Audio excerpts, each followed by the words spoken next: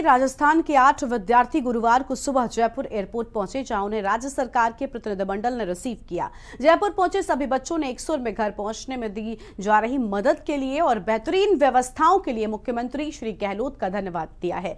उन्होंने कहा कि वो राज्य सरकार द्वारा उनकी सकुशल वापसी के लिए किए गए प्रयासों और संवेदनशीलता से अभिभूत हैं। जालौर जिले के शाश्वत गौरव ने बताया कि वो यूक्रेन में MBBS में फर्स्ट ईयर के छात्र हैं। उन्होंने बताया कि कुवैत से मुंबई पहुंचने पर राजस्थान सरकार के प्रतिनिधियों ने उन्हें रिसीव किया। उनकी खाने पीने से लेकर ठहरने की भी व्यवस्था की गई और साथ ही मुंबई से जयपुर के फ्लाइट के टिकट्स भी बुक कराकर जयपुर पहुंचाया गया और घर तक छोड़ने की भी व्यवस्था सरकार की ओर से की गई।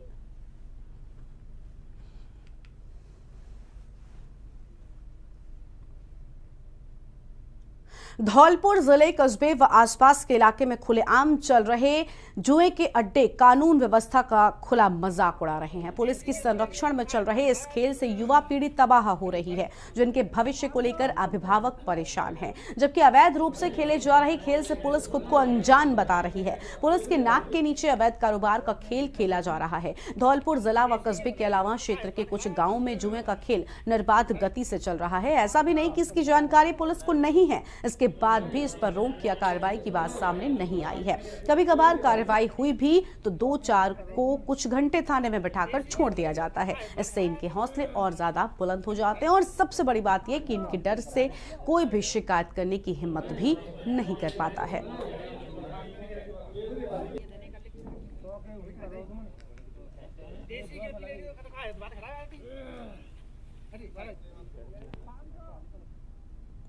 और लक्ष्मणगढ़ की बलाराम पुलिस ने अवैध गांजा बेचते हुए एक व्यक्ति को ग्राम पोशानी से गिरफ्तार कर लिया है। थाना अधिकारी बाबूलाल मीणा ने जानकारी देते हुए बताया है कि बलाराम पुलिस टीम द्वारा अवैध मादक पदार्थों के विरुद्ध कार्यवाही करते हुए ग्राम पोशानी से एक व्यक्ति को गिरफ्तार किया गया और व्यक्ति के पास से अवैध गांजा भी जब्त किया गया है।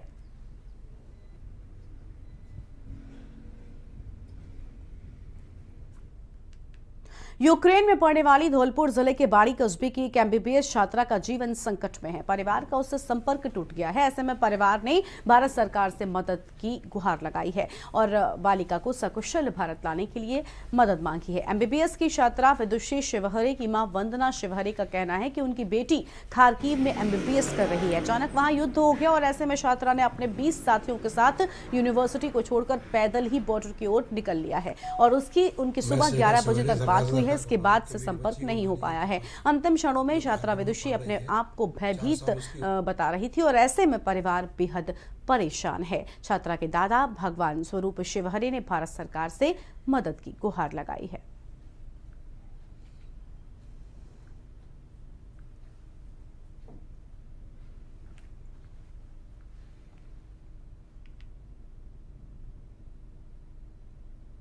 लक्ष्मणगढ़ के इंदिरा आवास में अतिक्रमण हटाने गई पालिका की टीम को बैरंग ही वापस लौटना पड़ा है। हुआ यूं कि अतिक्रमण हटाने के लिए पालिका के अधिशासी अधिकारी डॉक्टर अशोक चौधरी व नायब तहसीलदार अतिक्रमण हटाने वाले जत्थे के साथ मौके पर पहुंचे, लेकिन पुलिस की टीम समय पर मौके पर नहीं पहुंची तो पालिका के अधिशासी अधिकारी व नायब तहसीलदार को बिना कार्रवाई के ही वापस बैरंग लौटना पड़ा है। और इस मौके पर नायब तहसीलदार भी मौके पर मौजूद थे, पर पुलिस नहीं पहुंची तो अतिक्रमण हटाओ टीम को बैरंग ही वापस लौटना पड़ा है।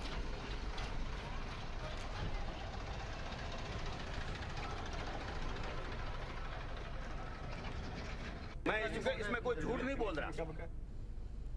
एएनएम संविदा कर्मियों ने कलेक्ट्रेट कार्यालय पर प्रदर्शन कर राज्य सरकार के नाम डीएम को ज्ञापन सौंपकर स्थायीकरण की मांग की है। धौलपुर जिले भर के एएनएम संविदा कर्मियों ने नरसिंह छात्र संगठन के बैनर तले कलेक्ट्रेट कार्यालय पर प्रदर्शन कर जिला कलेक्टर को राज्य सरकार के नाम ज्ञापन दिया है। ज्ञापन के माध्यम से एएनएम संविदा कर्मियों ने स्थायीकरण के साथ ही अन्य मांगों को भी रखा है। एएनएम संघ के अध्यक्ष रेखा राजपूत ने बताया कि विगत लंबे समय से उनकी मांगे चली आ रही हैं। एएनएम संविदा कर्मी स्थायीकरण के साथ अन्य बुनियादी मांगों को राज्य सरकार से रखते चले आ रहे हैं, लेकिन राज्य सरकार संविदा कर्मियों की तरफ ध्यान नहीं दे रही है।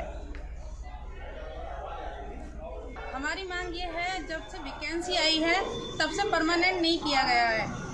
हमको छोड़ दिया जाता है। यूपीएमपी की लड़कियों को तो कास्ट का भी बेनिफिट नहीं मिलता और जर्नल में डालने के बाद भी 5% की भी छूट नहीं है। हमें संविदा कर्मियों को, हमें एएनएमओ को जरूर परमानेंट किया जाए इस वैकेंसी में जो निकलेगा। मैं आज सभी धौलपुर जिला नर्सेज बेरोजगार नर्सेज के साथ में यहाँ धरना प्रदर्शन करने के लिए उपस्थित हुए हैं। हमारी प्रशासन से कई मांगों के साथ में यहाँ उपस्थित हुए हैं। जैसे कि हमारी मुख्य मांगों में 2 मांगे हैं। फर्स्ट चॉइस है हमारी कोविड CHA कोविड स्वास्थ्य सहायक भर्ती। राजस्थान के 33 जिले हैं, 33 जिलों में से 32 जिलों में लगभग पूर्ण भर्ती हो चुकी है। 4 महीने हो गए, 4-5 महीने से सैलरी भी मिल रही है, लेकिन राजस्थान का एकमात्र जिला धौलपुर ऐसा है जिसमें CHA की भर्ती अभी तक जारी भी नहीं हुई है। क्या हम ये प्रशासन से पूछ सकते हैं धौलपुर जिला हमारा राजस्थान से बाहर है या फिर भारत से बाहर है? और एक छोटे से ब्रेक के लिए यहाँ पर रुकते हैं, जल्द हाजिर होंगे। आप देख रहे हैं के न्यूज, खबरों का सारथी। भाजपा का संकल्प है उज्ज्वला लाभार्थियों की होली दिवाली मुफ्त सिलेंडर वाली। फिर से कमल का बटन दबाएं, भाजपा को जिताएं। आप देख रहे हैं के न्यूज, खबरों का सारथी।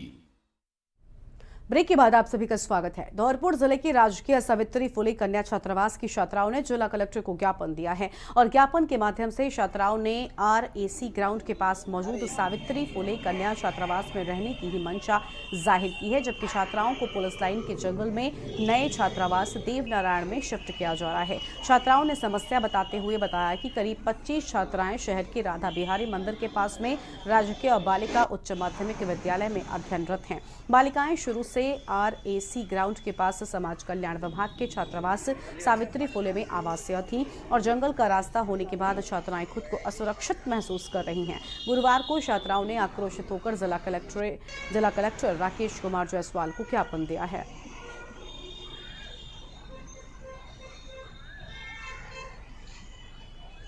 पटेल है। हम RAC वाले हॉस्टल में रहते हैं, राजकीय सावित्री फुले कन्या छात्रावास। हम उसी हॉस्टल में शिफ्ट होना चाहते हैं। लवानिया पैलेस वाले में नहीं जाना चाहते क्योंकि हमारी वहाँ से व्यवस्था नहीं बन रही है कोचिंग स्कूल आने की, और टाइम भी चेंज हो रहा है यहाँ से आगे। हम इतनी जल्दी सुबह नहीं आ सकते, हम बहुत छोटे भी हैं, रोड क्रॉस करना बहुत सारी प्रॉब्लम है, हम वहाँ से आ नहीं सकते।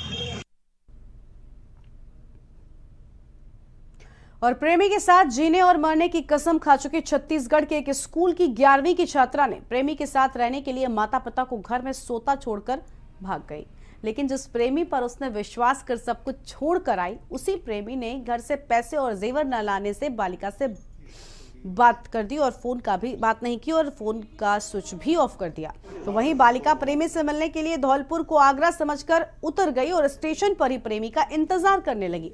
लेकिन जब प्रेमी का फोन ही नहीं खुला तो वो खुद को ठगा महसूस करने लगी और अपनी गलती पर पछतावा करके स्टेशन पर ही रोने लगी। रेलवे स्टेशन पर बालिका को जब रोता हुआ चाइल्ड हेल्पलाइन की टीम ने देखा तो समझाकर उसे बाल कल्याण समिति सदस्य गिरीश गुर्जर और नरगिस शरीफी के सामने पेश किया। समिति सदस्य गिरीश गुर्जर ने बताया कि छत्तीसगढ़ से माता पिता के आने पर बालिका के सर्वोच्च हित को ध्यान में रखते हुए निर्णय लिया जाएगा।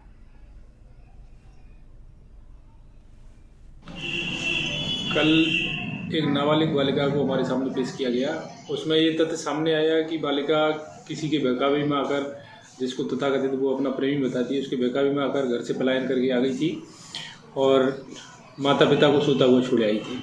जब प्रेमी के पास प्रेमिका ने फ़ोन किया तो प्रेमी ने फ़ोन अपना उठाकर उसे ये बोला कि मेरे पास खर्चे के लिए पैसे नहीं, आप पैसे लेकर आई हो कि नहीं।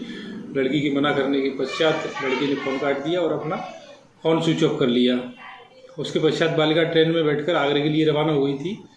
किसी कारण से धौलपुर में स्टेशन पर उतरी, तब धौलपुर रेलवे चाइल्ड लाइन ने उसको पकड़ लिया और उसको समझाइश के पश्चात हमारे समक्ष पेश किया गया। उसमें अपनी सदस्य नरगिस शरीफी द्वारा बालिका की काउंसलिंग करवाई गई। बालिका की काउंसलिंग में ये तथ्य सामने आया कि वह 11वीं क्लास की छात्रा है और छत्तीसगढ़ की रहने वाली है। यूक्रेन में MBBS की पढ़ाई करने गए नवराज को उसकी मां के